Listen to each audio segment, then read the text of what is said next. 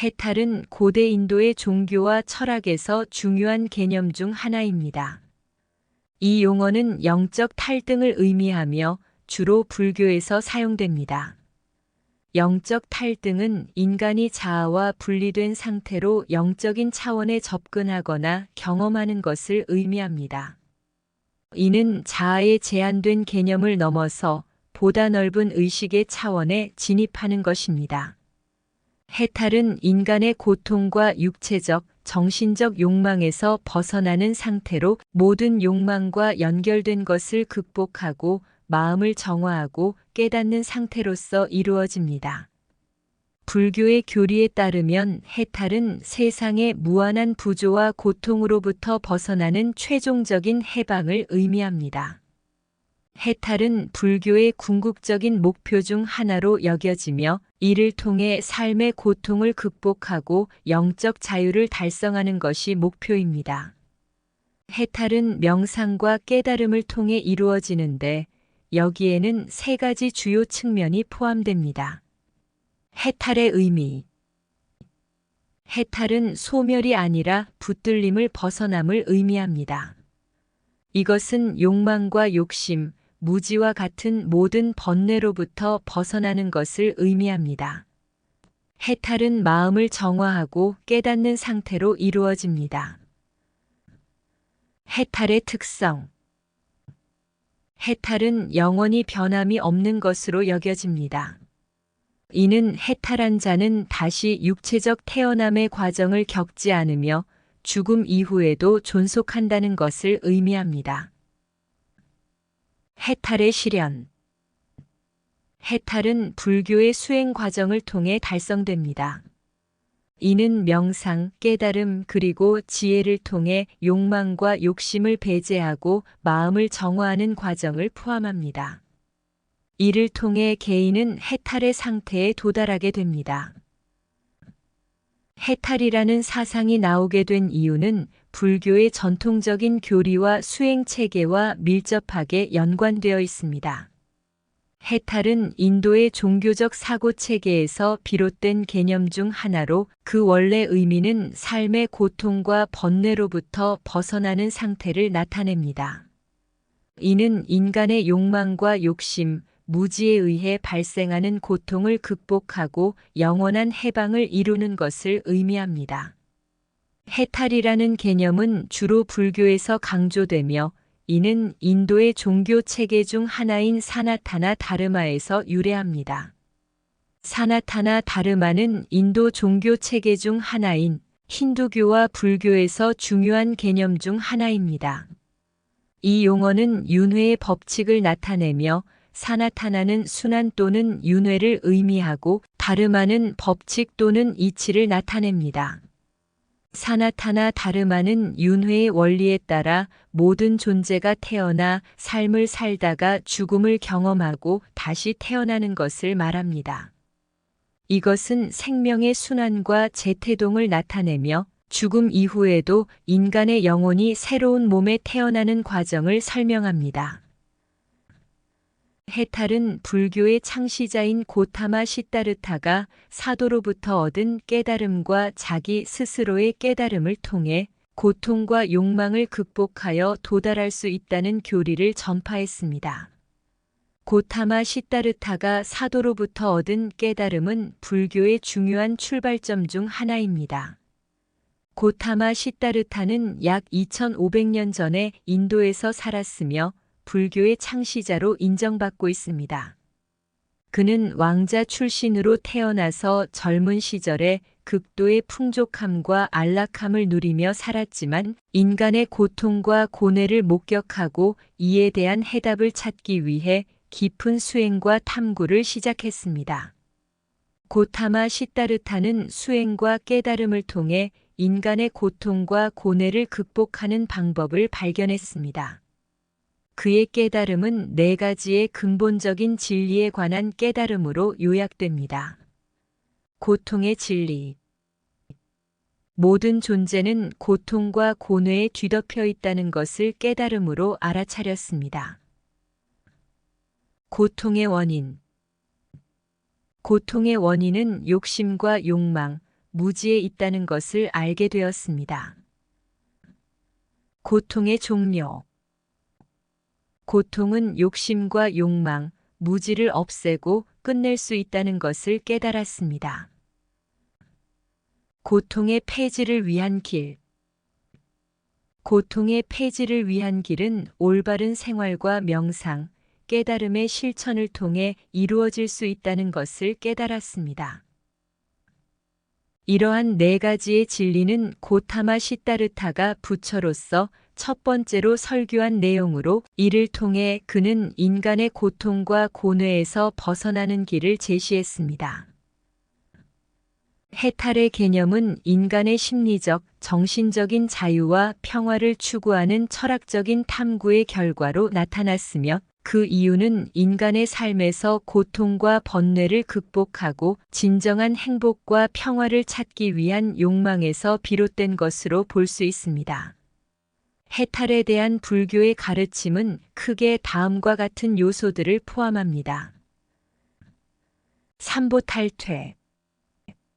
삼보탈퇴는 모든 존재가 부조라는 고통과 고뇌를 인식하고 이를 극복하기 위한 수단으로 삼보라는 해탈을 찾아야 한다는 가르침입니다. 이는 인간이 삶에서 피할 수 없는 고통과 불안을 극복하고 진정한 평화를 얻기 위해 노력해야 한다는 것을 의미합니다. 역행. 인간이 자신의 욕망과 욕심, 무지에 의해 인도되는 삶의 사이클을 깨고 역행하여 이를 극복해야 한다고 가르칩니다. 이는 순환하는 윤회의 사슬을 끊고 해탈의 상태로 이끌어주는 과정을 의미합니다. 사찰.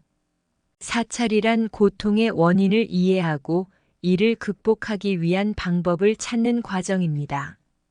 사찰에는 고통의 존재, 고통의 원인, 고통의 종료, 그리고 고통의 종료를 이루기 위한 방법이 포함됩니다. 무어. 모든 존재가 무어라는 개념을 갖고 있습니다. 이는 나라는 존재, 즉 영혼 또는 영원한 자아가 실제로는 존재하지 않음을 의미합니다. 개인은 영원한 자아가 아닌 유기적이고 변화하는 형태의 존재로 이를 깨닫는 것이 해탈로 이끄는 길이라고 믿습니다. 불교에서 해탈의 이유에 대한 가르침은 삼보 탈퇴에 근거하여 설명됩니다. 이것은 삼보, 즉 고통을 극복하고 해탈을 실현하기 위한 세 가지 경로를 의미합니다. 고통과 고뇌. 불교에서는 모든 존재가 고통과 고뇌를 경험한다고 가르치고 있습니다. 이 고통은 욕망과 욕심, 무지에서 비롯되며 윤회의 사슬을 이끌어냅니다. 삶의 고통은 윤회의 순환에 묶여 있는 것으로 여겨지며 이를 극복하지 않고는 진정한 해방을 이룰 수 없다고 믿습니다. 고통의 원인 극복. 고통의 원인을 이해하고 이를 극복하기 위해 노력해야 한다고 가르칩니다. 고통의 원인은 욕망과 욕심, 무지에 의해 생기는 것으로 여겨지며 이러한 원인을 극복함으로써 고통을 끊어내야 한다고 합니다. 해탈의 경험. 해탈은 고통의 원인을 극복하고 모든 윤회의 사슬을 끊어내어 이루어지는 상태입니다.